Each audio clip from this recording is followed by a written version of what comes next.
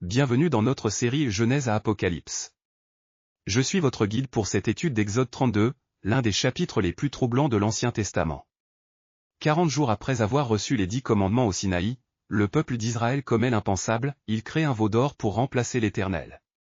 Ce récit révèle la rapidité avec laquelle le cœur humain peut se détourner de Dieu, mais aussi sa miséricorde extraordinaire face à notre rébellion. Lisons ensemble Exode 32, versets 1 à 8, le peuple, voyant que Moïse tardait à descendre de la montagne, s'assembla autour d'Aaron, et lui dit, « Allons.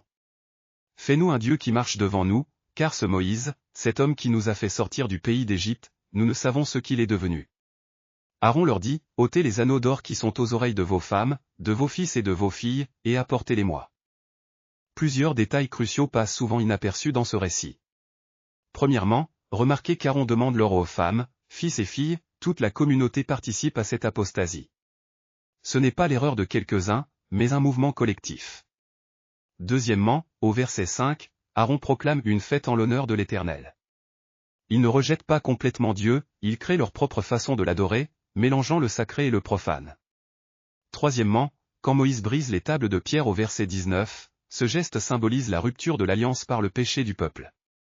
Ces tables étaient écrites du doigt de Dieu, leur destruction représente la gravité spirituelle de l'idolâtrie. Enfin, notez que les Lévites se rangent immédiatement du côté de Moïse malgré les divisions familiales possibles, préfigurant leur future consécration au service de l'Éternel. Ce passage révèle 4 transformations spirituelles majeures. D'abord, l'impatience se transforme en idolâtrie. Le peuple ne peut pas attendre Moïse et crée ses propres solutions spirituelles.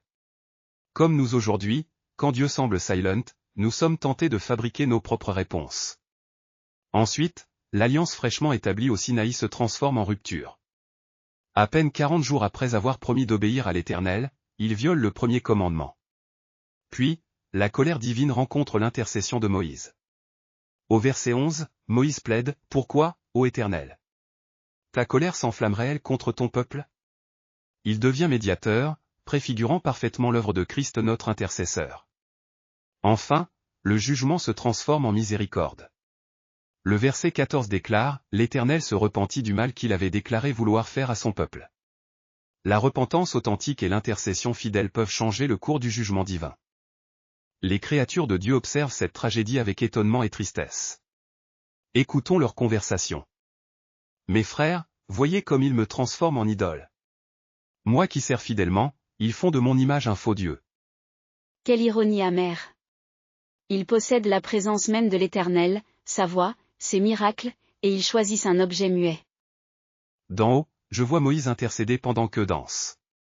L'homme le plus humble de la terre plaide pour les plus rebelles. Nous, les animaux, nous ne pouvons pas choisir notre Créateur.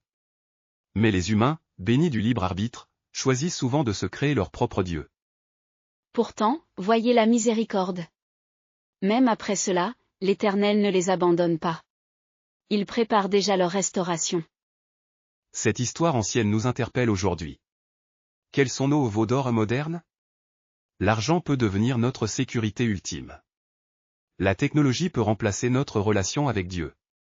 Le confort peut devenir notre vrai Dieu. Comme Israël, nous pouvons même maintenir les apparences religieuses tout en adorant ces idoles. L'impatience reste notre piège.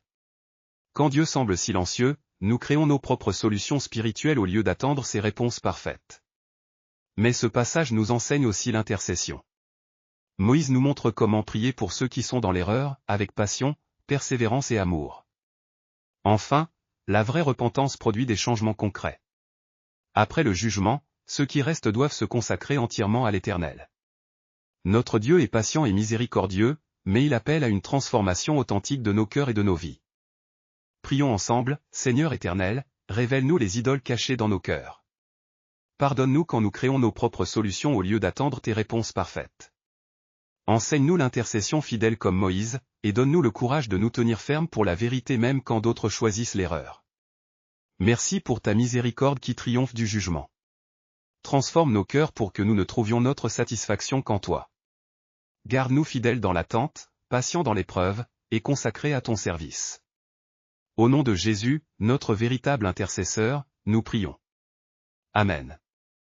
La prochaine fois, nous découvrirons comment Dieu renouvelle son alliance malgré la trahison d'Israël. Que l'Éternel vous bénisse et vous garde dans sa vérité. Merci d'avoir rejoint notre étude d'Exode 32. Abonnez-vous pour la suite de notre série Genèse à Apocalypse et partagez cette étude avec ceux qui ont besoin d'entendre la miséricorde de Dieu. À bientôt pour le prochain épisode. Abonnez-vous pour plus de contenu d'études bibliques.